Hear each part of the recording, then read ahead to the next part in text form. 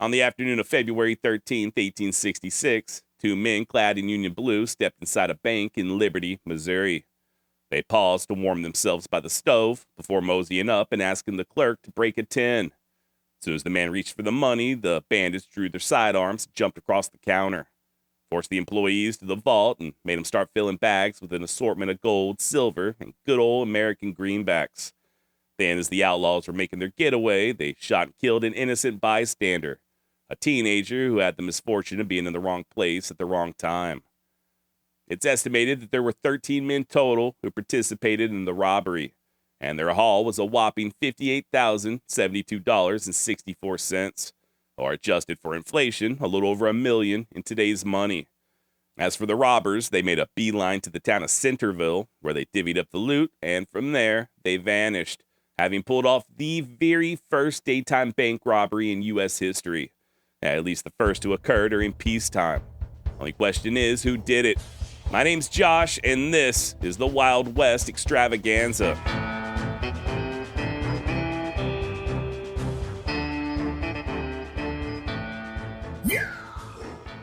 The outlaw Jesse James got his start during the Civil War as a young bushwhacker, fighting under the likes of William Quantrill and Bloody Bill Anderson. Killed his first man at the age of 16 and kept right on a killing, even after the war was officially over. And despite still recuperating from a near-fatal gunshot wound to the chest, there are many who think that it was Jesse who was responsible for holding up that bank in Liberty. That said, truth is, we still don't really know whether or not Jesse or even his brother Frank were involved. Many of their associates were, though. Former guerrillas who likewise rode with Quantrill and Anderson. And that bank heist in Liberty would be followed by a series of similar copycat robberies. Just 10 months later, a bank in Lexington was likewise robbed. Once again, we don't know if Jesse was involved, but his old pal Dave Poole certainly was.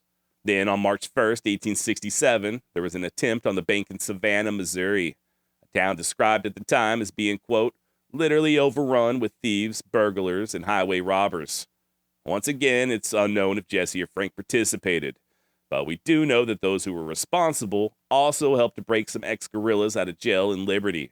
So even if the James boys weren't directly involved, we can be next to certain that they knew the men who were.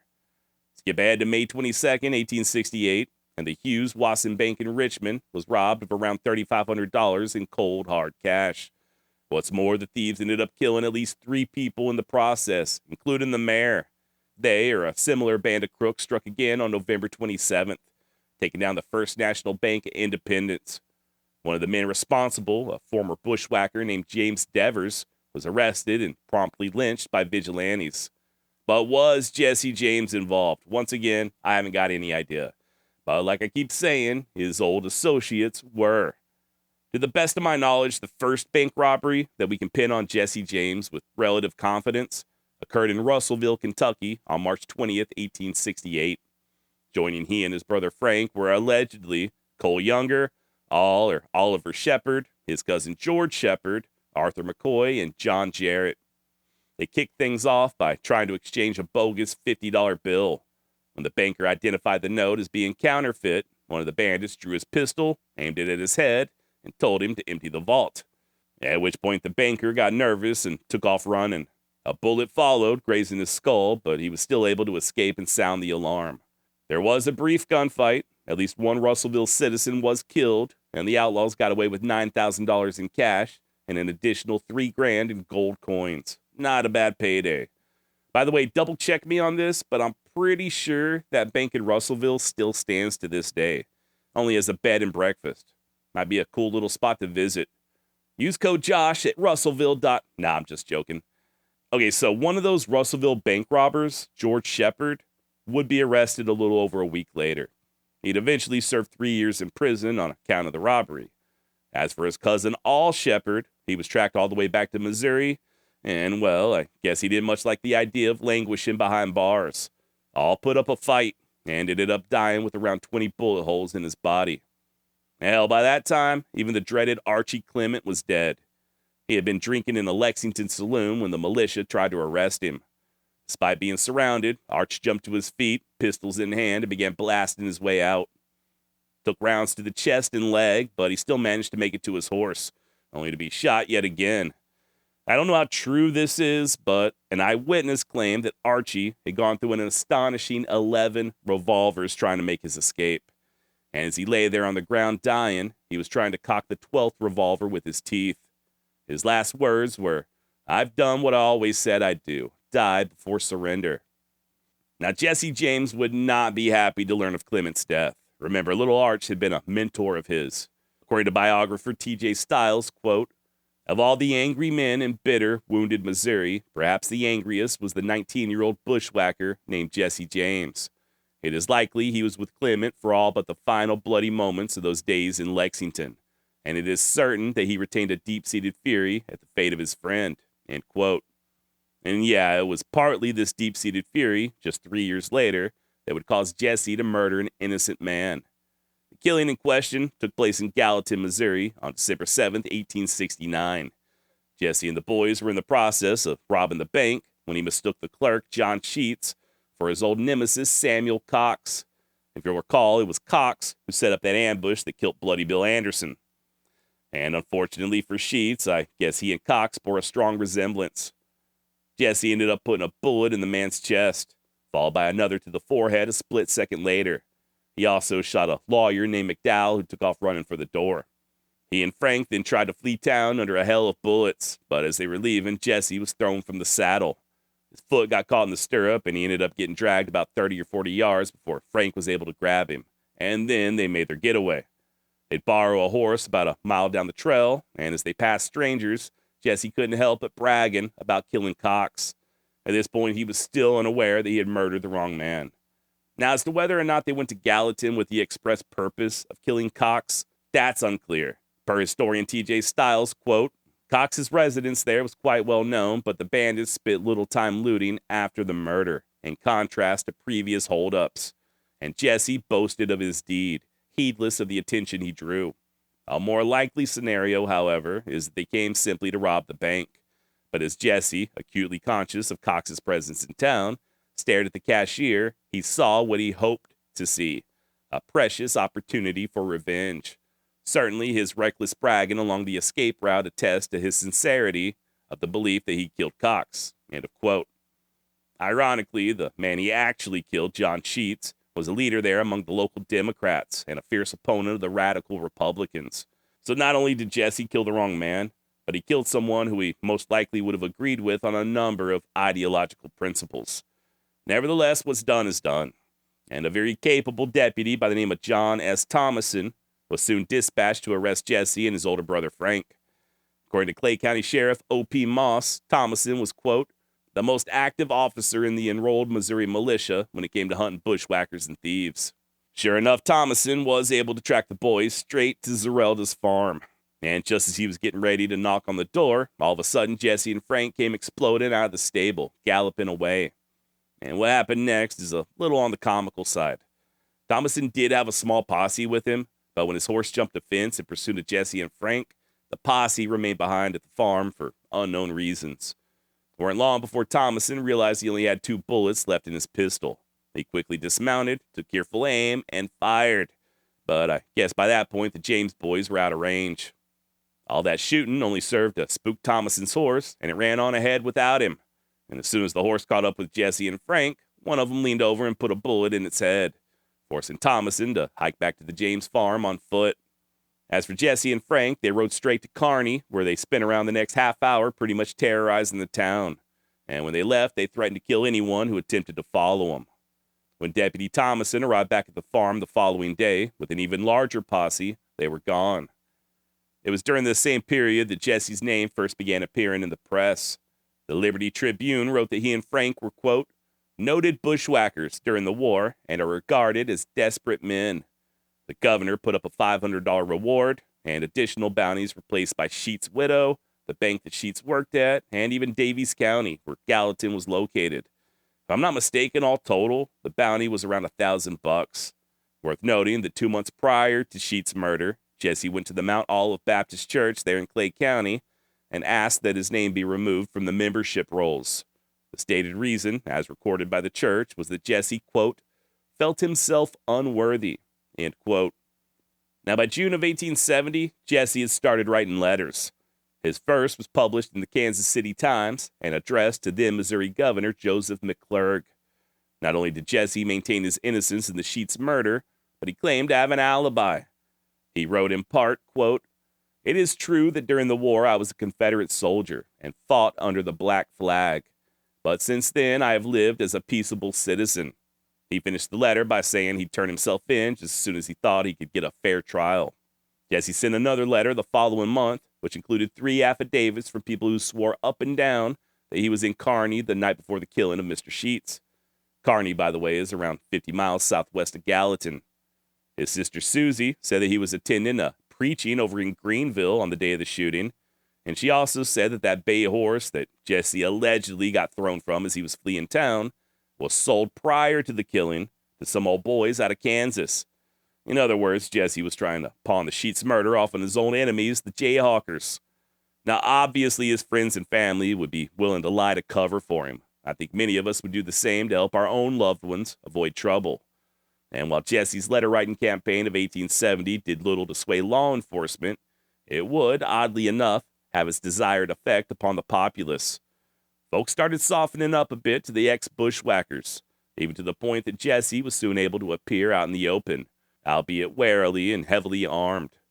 Yes, he didn't want to press his luck, though, as he and Frank ended up splitting for Texas. I don't know exactly where they went or what they got up to, but I do know that Cole Younger's little brother John would kill a deputy down in Dallas County on January 15th, 1871. And by February, the James boys were back in Missouri. Skip ahead to June of that same year, and they loped north all the way to Corydon, Iowa, and relieved the Achabach brothers' bank of around $6,000. Corydon, Iowa. I don't think I'm saying that right, but hey, it's Iowa, so who really cares, right? Today's episode of the Wild West Extravaganza is brought to you by ExpressVPN. Look, the problem with these huge tech companies is they don't just want your money, they want to know everything about you. Shadowy data brokers make a living compiling detailed profiles of your online activity and then selling them to marketers and other corporate interests that want to control you with targeted ads. They're not selling a product, they're selling you. But you do not have to continue letting them. There is a way to keep your browsing history truly private, and I use one every day. It's called a VPN, or more specifically, ExpressVPN. But why do you need ExpressVPN? I'll tell you. Remember those data brokers? Well, they're tracking you through your device's IP address, okay? But with ExpressVPN, your IP is hidden, meaning those grubby little data brokers have a much harder time tracking your every move. Also, ExpressVPN encrypts 100% of your network traffic to keep your data safe from hackers when you're on public Wi-Fi. And yes, ExpressVPN works on all of your devices, your phone, your laptop, tablet, your TV, you name it. You literally just tap one button to turn it on, and boom, you're protected. It's that easy. So protect your online privacy today by visiting expressvpn.com/wildwest. That's expressvpn.com/wildwest, and you can get an extra 4 months free. expressvpn.com/wildwest. Back to the show. Now, this was an especially brazen robbery, by the way. On the day in question, the good folks of Corydon were down at the Methodist Church listening to a speech by famous orator Henry Clay Dean. And once the bandits were done robbing the bank, they rode up to the church, interrupted the speech, and boldly announced what they had just done, even to the point of waving cash in the air, just flaunting it. Per an eyewitness, they then, quote, took their departure with the utmost coolness, loudly cursing the damned Yanks for cowards as they left, end of quote. By the way, joining Jesse and Frank on this particular heist were none other than Cole Younger and Clell Miller. Now, both of these guys will be popping up again quite a bit later on, so we might as well go ahead and introduce them. Cole was about 3 years older than Jesse, grew up in nearby Jackson County. And believe it or not, Cole's father was a Union man, or at least he was until he got murdered by Kansas Jayhawkers. And if that ain't bad enough, one of Cole's female cousins was killed in that same building collapse that did for Bloody Bill Anderson's sisters. Not long after is when Cole and his brother Jim joined up with Quantrill's raiders, looking to set things right. There were 2 additional younger brothers, John and Bob, but they won't start riding with Jesse till later on. As for Clell Miller, he too was a little on the young side when the war between the states commenced, but he was nothing if not determined. Ended up joining with the bushwhackers at age 14. Only fought in one engagement, though, the one where Anderson got killed. Clell would be taken prisoner, but spared execution due to his age. And by 1871, when he helped rob that bank up in Iowa, he was already around 21 or 22. Now, speaking of that robbery, no sooner had the boys left town than the bank's owner wired the Pinkerton Detective Agency up in Chicago.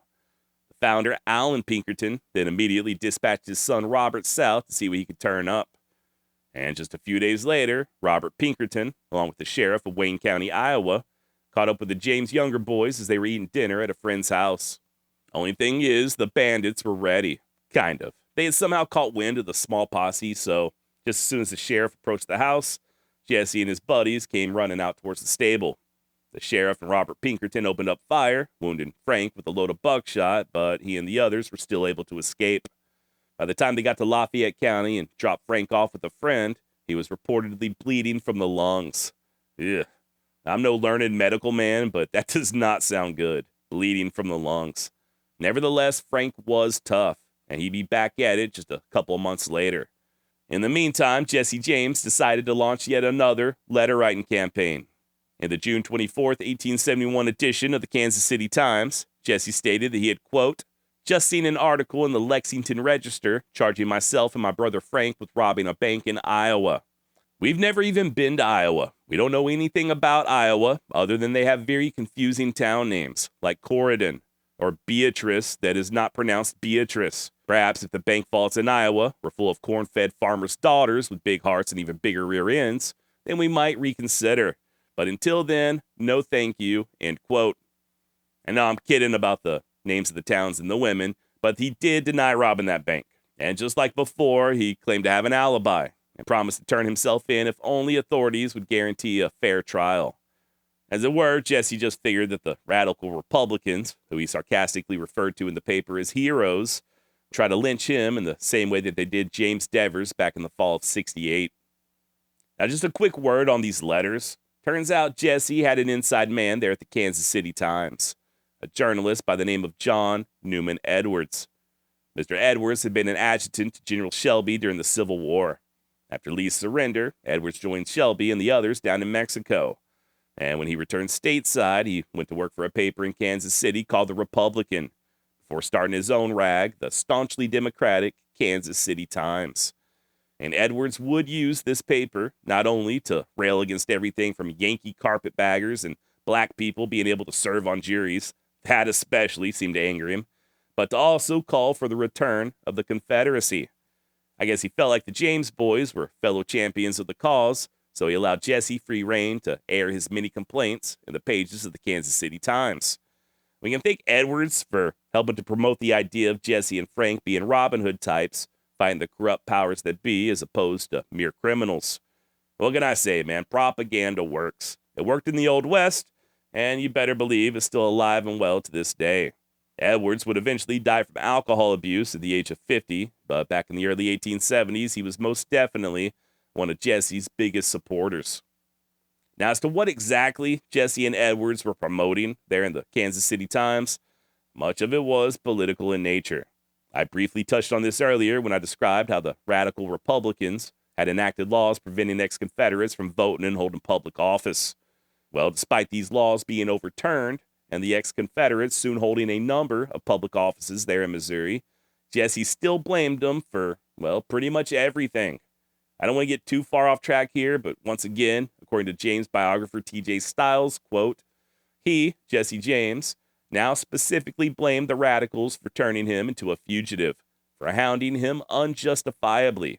And in the midst of these charges, he winked at the audience, saying that he did not care if the radicals thought he was a robber or not. It was the beginning of a remarkable and remarkably successful attempt to foster cognitive dissonance among the secessionist public. He was an innocent martyr, he announced, a victim of radical vindictiveness. At the same time, he presented himself as a figure of defiance, a dangerous man who would never be taken alive. The old rebels could look at Jesse James and mutter, "You poor persecuted boy, let those damn radicals have it." It was the beginning of Jesse's rise from a common criminal to symbolic hero, of a legend that resonated with the lives of Missouri's secessionists. He and Edwards began to project a glorified version of what all rebels felt they had endured during the war and Reconstruction. The mythical Jesse James they created refused to apologize for fighting for a just cause. He refused to lay down his arms in self-respect, and he was being persecuted as a result. End quote. And yeah, this is really when the whole idea of Jesse being a freedom fighter or Robin Hood type really came to fruition. A myth that most certainly persists to this day. And it all came about thanks to the editorial efforts of one John Newman Edwards. Now, just as soon as Frank was on the mend, he and Jesse would hold up another bank over in Columbia, Kentucky. Interestingly enough, prior to the robbery, as the gang was making preparations in the town of nearby Russell Springs, Jesse was seen reading the book Pilgrim's Progress and even discussing the Bible with passerbys. I think that might be what I like the most about Jesse. The man was a cold-blooded murderer, no doubt about it. But he still had some of that good old-fashioned Southern Baptist guilt, just like me. Bet he could really do a nice rendition of How Great Thou Art.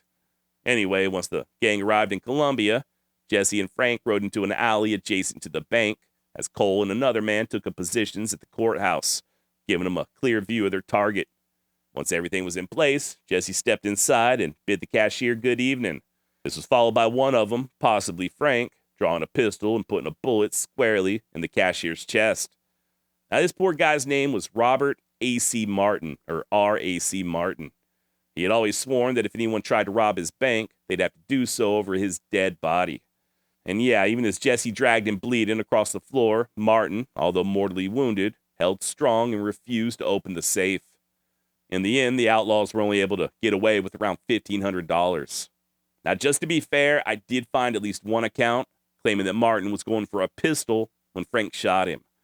So as unfortunate as it was, this particular killing possibly was not done in cold blood. But hey, try telling that to Martin's widow, right? Now, that was in late April of 1872. Skip ahead to September 26, and the boys decided to rob a fair over in Kansas City. Now, to be honest, this was no ordinary county fair. The second annual Industrial Expo would see tens of thousands of people flocking to Kansas City, eagerly paying the 50-cent admission. Hell, even people from out of state would come just to be part of the excitement. And on the fourth day of the expo, right around sunset, here comes Jesse, Frank, and Cole Younger, prodding their horses through the crowd at the gate with bandanas covering their faces. One of them, likely Cole, then dismounted, walked to the ticket window, boldly reached inside and grabbed the cash box before returning to his horse. When the ticket man rushed out to protest, Cole shucked iron and started shooting, wounding a little girl in the leg as he did so. And with that, they simply spurred their mounts and rode away. Had they arrived just a half hour earlier, they would have found around $12,000 in the box. But as it were, all they managed to steal was around $978. Jesse's buddy, John Edwards, then published a front-page story in the Kansas City Times praising the robbery, because of course he did. Quote, "It was one of those exhibitions of superb daring that chills the blood and transfixes the muscles of the looker-on with a mingling of amazement, admiration, and horror. It was one of those rare instances when it seems as though death stood in the panoply of flesh and exhaled a petrifying terror from his garments. It was a deed so high-handed, so diabolically daring, and so utterly in contempt of fear that we are bound to admire it and revere its perpetrators for the very enormity of their outlawry." End quote. And holy shit, I hate the way these people wrote back in those days, especially newspaper editors. All right, so then just a couple of days later, Edwards penned another article that he titled "The Chivalry of Crime." He basically made the case that guys like Jesse James were daring and fearless, and that there was a certain poetic chivalry involved with armed robbery. He even compared the Missouri outlaws to King Arthur and Sir Lancelot. Hell, Jesse even joined in on the fun, allegedly, and wrote a letter of his own, which Edwards published, stating in part, quote, "Some editors call us thieves. We are not thieves, we are bold robbers. I am proud of that name, for Alexander the Great was a bold robber, and Julius Caesar and Napoleon Bonaparte." He then further goes on to lie through his teeth and say that he and his compadres never kill unless it's in self-defense. Quote, "But a man who is a damned enough fool to refuse to open up a safe or a vault when he is covered with a pistol ought to die. There is no use for a man to try to do anything when an experienced robber gets the go on him. If he gives the alarm, or resists, or refuses to unlock, he gets killed. Jesse then spends a little time railing against Ulysses S. Grant before claiming that the only reason he robs the rich is so that he can give to the poor. Sure, Jesse. Now, full disclosure, it has not yet been proven conclusively that Jesse wrote that particular letter, but he would in time make very similar claims. And all the earmarks are there, by the way. It was probably Jesse, but we just can't prove it. And then, just a mere 8 months later, he and the boys may have possibly robbed a bank over in St. Genevieve, Missouri. And when they rode away, $3,500 richer, they shot their guns in the air and yelled, "Hooray for Sam Hildebrand." Hildebrand, of course, was yet another former Missouri bushwhacker, a pretty deadly son of a bitch in his own right, who had been killed a year prior. Once again, in the spirit of transparency, we don't know for certain that it was the James Younger gang that hit St. Genevieve. Cole Younger would later deny taking part, and another outlaw named James Reed would admit to it in 1874, but he was shot and killed shortly thereafter, and who knows if he was telling the truth or not. Either way, the James boys were about ready to start branching out.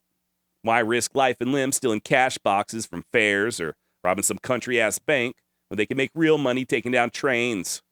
And the best part was, by robbing the railroads, they'd also be striking a blow to the damn Yankees that they hated the most. And that's what we'll be discussing next week. Thank you so much for listening.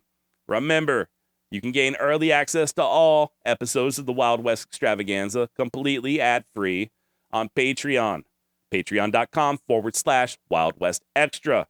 Fun fact, 20% of all income, I was checking the camera, 20% of all income generated from Patreon goes directly to charity. So not only will you be helping me keep the lights on, but you'll also be supporting a great cause. That's patreon.com/Wild West Extra. Link down below. All right, please join me here next week as Jesse and the boys graduate from robbing banks to holding up trains. Till then, don't go on any letter writing campaigns to the editor, okay? Nobody even reads newspapers anymore. Don't go pissing off the Pinkertons, and please, whatever you do, don't fall prey to illusions of your own grandeur. It never ends well. All right, till next week, adios.